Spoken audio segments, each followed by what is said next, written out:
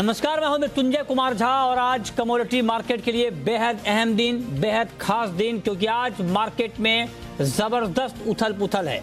एक तरफ क्रूड की कीमतों में भारी गिरावट है तो दूसरी तरफ गोल्ड की कीमतों में जबरदस्त तेजी है।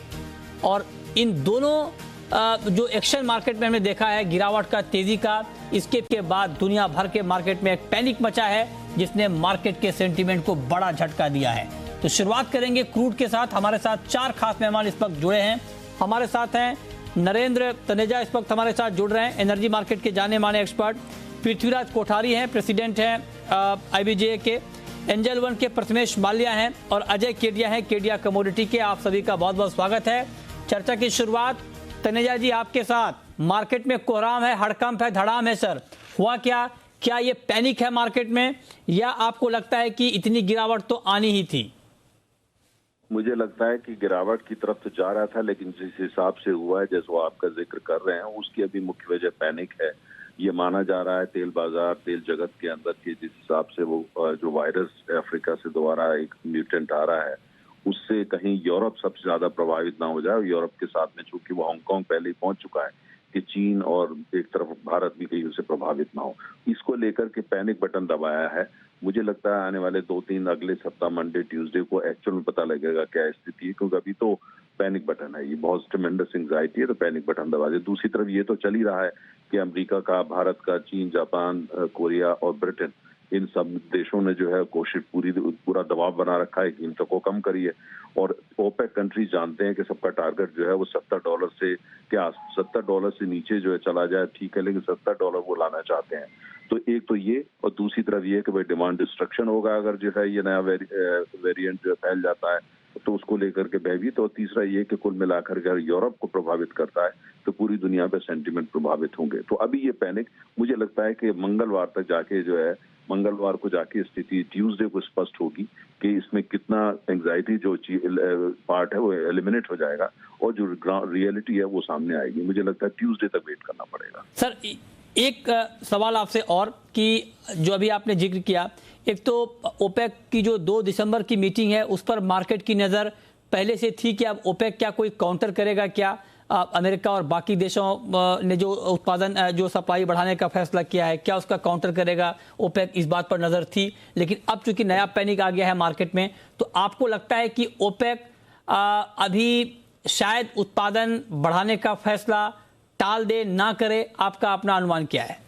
मुझे लगता है कि अभी जो है वो थोड़ा वेट एंड वॉच करेगा और अभी इसको टाल सकता है, क्योंकि ये नए हालात पैदा हो गए हैं और जिस हिसाब से लोगों ने रिएक्ट किया है और डॉक्टर्स उसको, साइंटिस्ट उस पर वो भी अपनी अपनी प्रतिक्रिया दे रहे हैं, तो कुल मिला के सिचुएशन काफी फ्लूइड है। तो मुझे लगता है ओपेक भी इंतजार करेगा, लेकिन ये दूसरी तरफ जो है अमेरिका, चीन वगैरह का जो दबाव है, भारत का दबाव है ओपेक पर, वो अभी बरकरार रहेगा, क्योंकि वो चाहते हैं $70 पे लेकर के आया जाए हर हालत के अंदर। तो मुझे लगता है कि आने जो अगला सप्ताह है कीमतों को लेकर के बहुत ही महत्वपूर्ण होगा और उसमें जो है मुझे लगता है कहीं ना कहीं थोड़ा सा असली तस्वीर, साफ तस्वीर निकल करके आएगी। ओके, आखिरी सवाल सर आपसे, तो फिर ब्रेंट का भाव अभी हम क्या देख पाएंगे सर अगले 1-आध महीने में? मुझे ऐसा लगता है कि जो हालात जिस तरह के बन रहे हैं और जो राजनीतिक दबाव जबरदस्त ओपेक पे है, दूसरी तरफ डिमांड को लेकर के जो आपने देखा एक म्यूटेंट आया तो उसको लेकर डिमांड को लेकर के तमाम पैनिक फैल गया। तो मुझे ऐसा लगता है कि जो $70 के आसपास हम कहीं ना कहीं जो है उस दिशा में जा रहे हैं। दबाव भी बना रहेगा, इधर से नया म्यूटेंट उसका दबाव भी हो जाएगा। मार्केट ने जैसे रिएक्ट किया, बिल्कुल साफ जाहिर है कि मार्केट रिएक्शन जो है इस बात को लेके बहुत, कि मार्केट बहुत इनसिक्योर होती है, बहुत ज्यादा वॉलेटिलिटी होती है, उसको लेके परेशान होती है।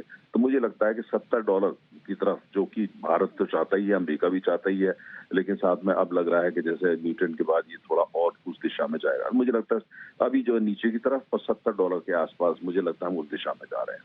बहुत शुक्रिया तनेजा जी आपका जुड़ने के लिए, बताने के लिए कि क्या होगा प्राइस। अजय जी बिल्कुल संक्षेप में सर, ऐसे में क्रूड में ट्रेड क्या लिया जाए? गुड इवनिंग मृत्युंजय जी। देखिए, गोल्ड सिल्वर रेशियो बढ़ रहा है, जिसका मतलब अनसर्टेनिटी बढ़ रही है। जब भी अनसर्टेनिटी बढ़ती है तो गोल्ड में तेजी और क्रूड में गिरावट रहती है। तो बिल्कुल मुझे लगता है कि क्रूड में फर्दर गिरावट बढ़ सकती है।